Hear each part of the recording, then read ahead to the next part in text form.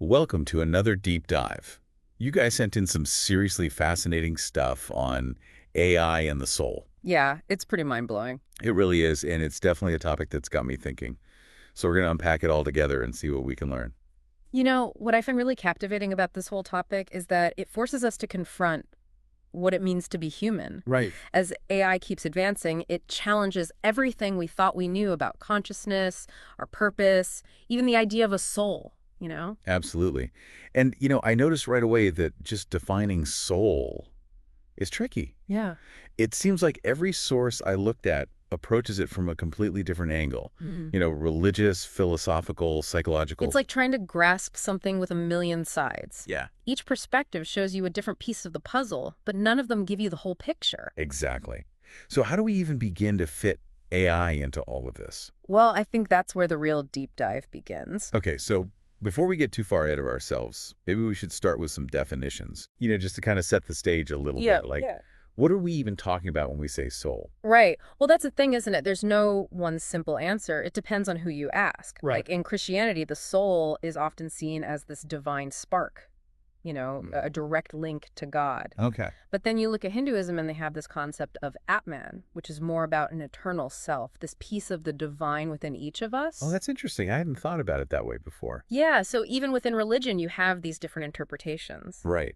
And then on top of that, you've got philosophy adding a whole other layer. Exactly. Like you mentioned Plato in your research. Yeah, Plato's fascinating. He believed the soul was this driving force made up of reason, spirit, and appetite. Oh. He was convinced it was immortal and constantly seeking knowledge and truth. So it's like this eternal quest for understanding. Yeah, something like that. And then you have more modern thinkers like Descartes. Yeah, I think, therefore I am. Right. Which really connects our ability to think to our very existence. And that definitely ties into the idea of a soul, doesn't it? It does, yeah. So we've got religion and philosophy, but what about the scientific perspective? Well, that's where things get even more complicated. Okay. Neuroscience often tries to explain what we call the soul in terms of brain function, like it's all just neurons firing. So are they saying that our thoughts, feelings, everything we associate with the soul is just a bunch of chemical reactions? Well, it's not quite that simple, but they're trying to ground these intangible concepts in something concrete, something measurable. I see. So we've got this concept of the soul, which is already hard to pin down. Right. And then we bring AI into the mix. Yeah, which is a whole different ballgame. Right. It's all about data, algorithms, processing information. It's like this incredible machine, but it's a machine built on logic. Exactly. How can something that operates purely on logic grapple with something as abstract and complex as the soul? Well, that's the million-dollar question, isn't it? It really is. I mean, AI is doing some pretty amazing things these days. Yeah, it's mind-blowing, the stuff they're coming up with. Like I was reading about these chatbots that can hold surprisingly human-like conversations. Oh, yeah, the chatbots are getting really good. I even came across an article about a Buddhist chatbot.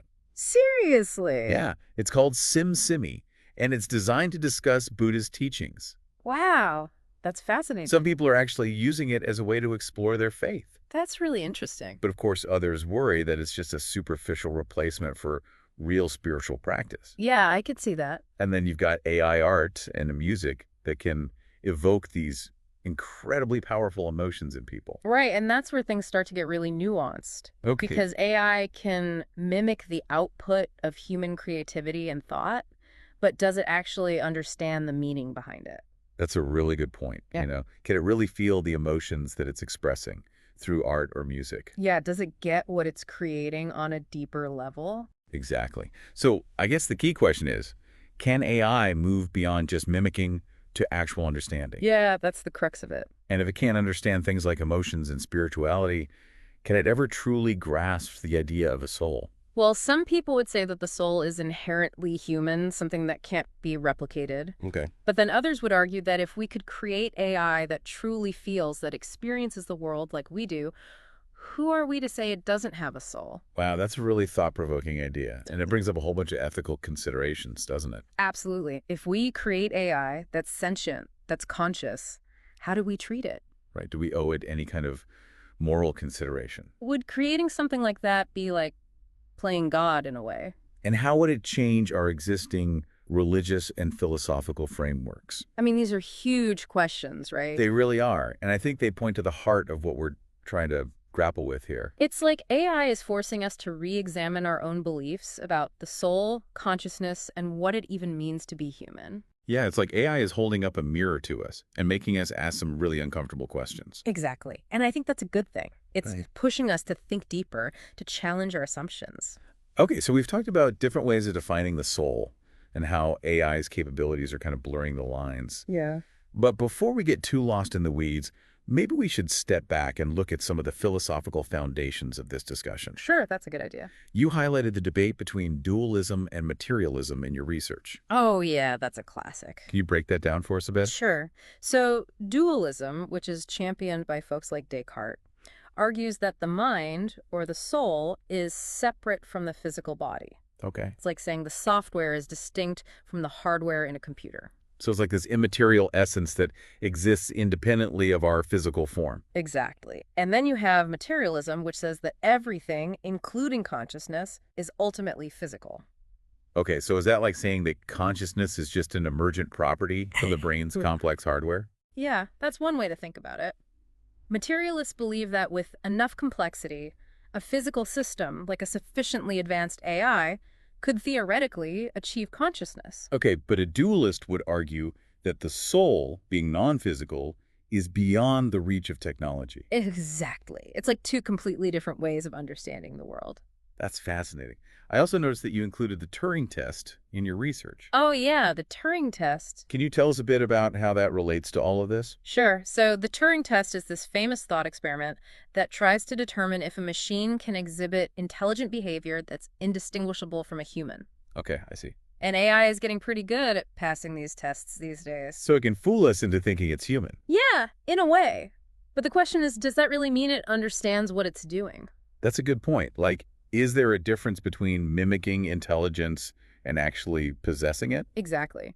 We can program a computer to respond to prompts in a way that seems intelligent. But does it actually grasp the meaning behind those responses? Does it have subjective experiences like we do? Those are the big questions that the Turing test raises. Okay, so we've explored the different ways we define the soul and how AI is kind of challenging our understanding of what it means to be human. Yeah, we're just scratching the surface here. We really are. But I noticed that some of the sources you shared delve into a whole other aspect of this, which I found really surprising. Oh, yeah.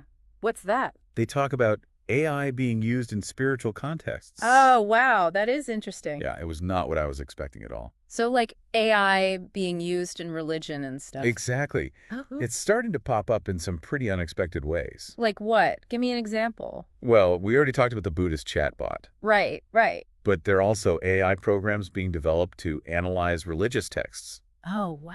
Some are even trying to compose sacred music and create religious art. That's wild. So people are actually using AI to engage with their spirituality? It seems so. Yeah. It's definitely a trend that's gaining momentum.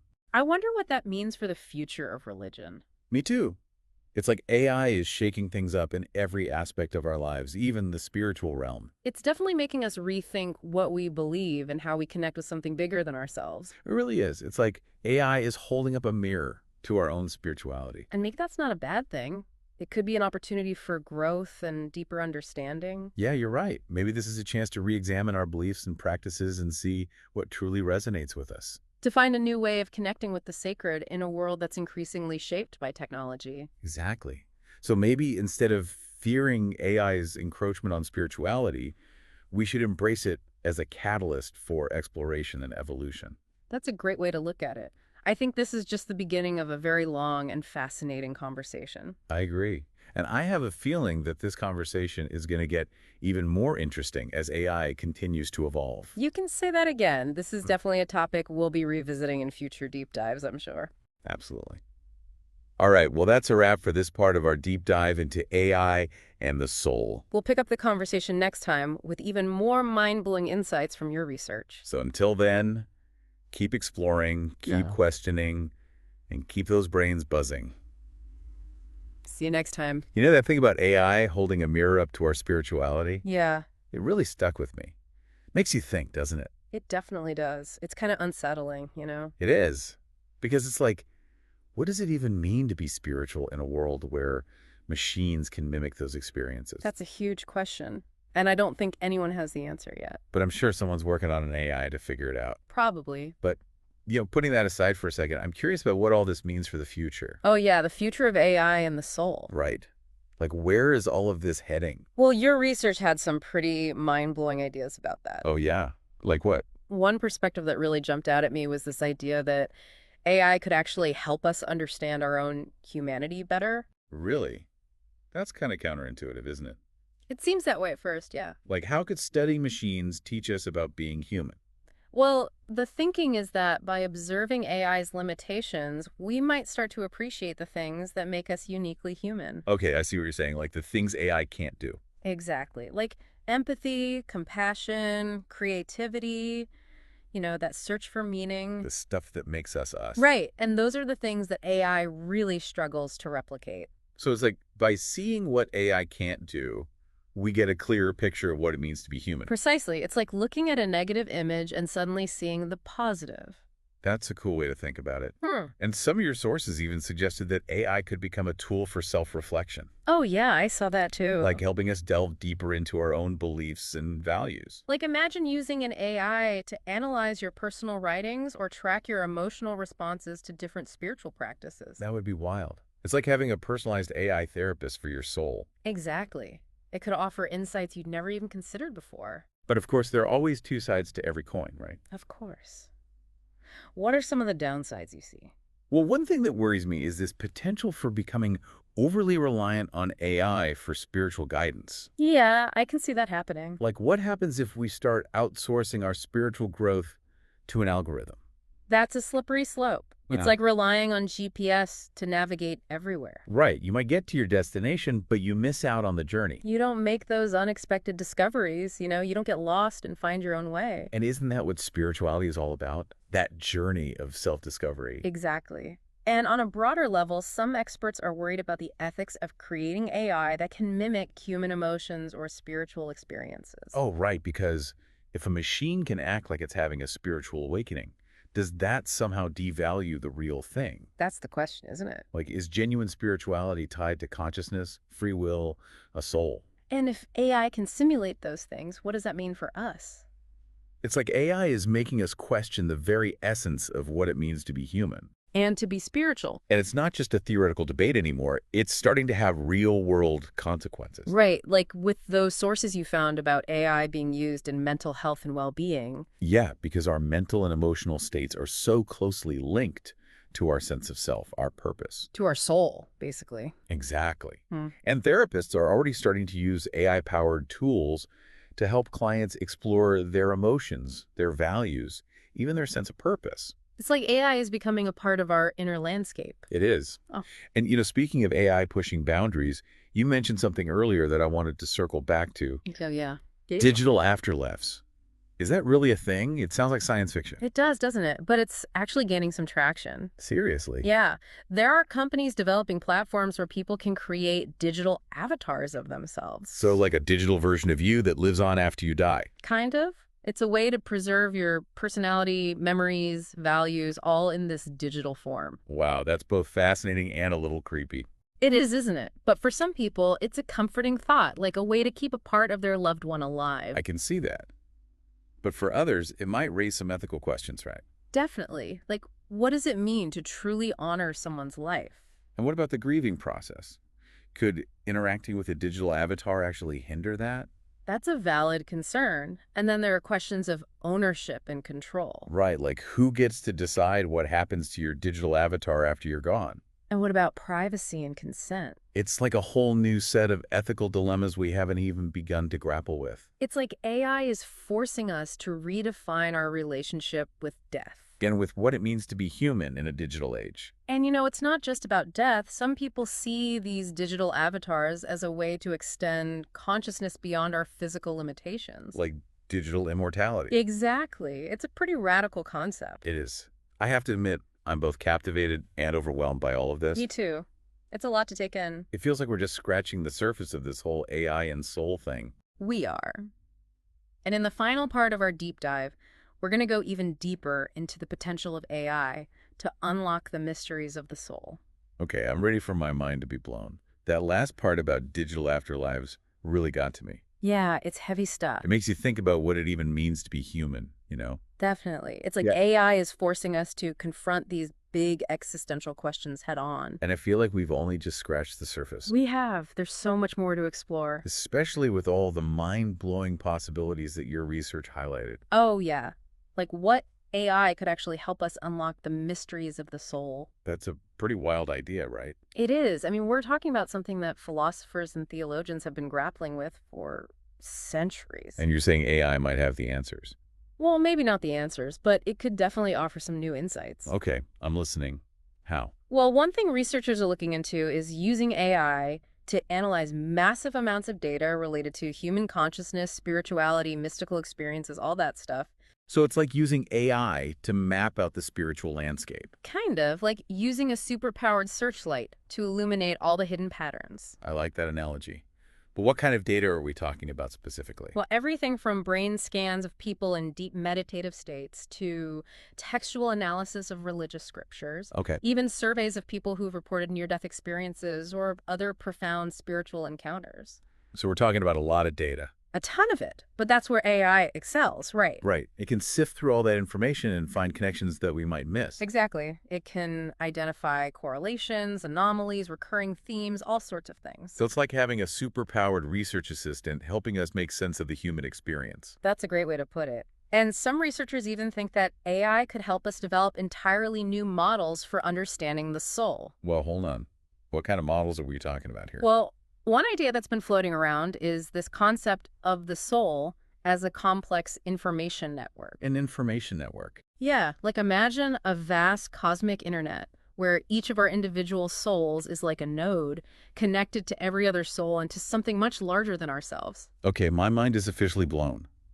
So you're saying that all of our thoughts, emotions, experiences contribute to this giant network of information. That's one way to think about it.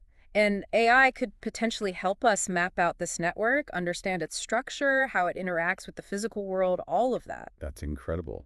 But it also raises some ethical questions, doesn't it? It does. Like if we start viewing the soul as an information system, does that somehow diminish its value? Right. Like, is it still sacred if it can be quantified and analyzed? That's a tough one. And I think it's important to remember that AI is just a tool.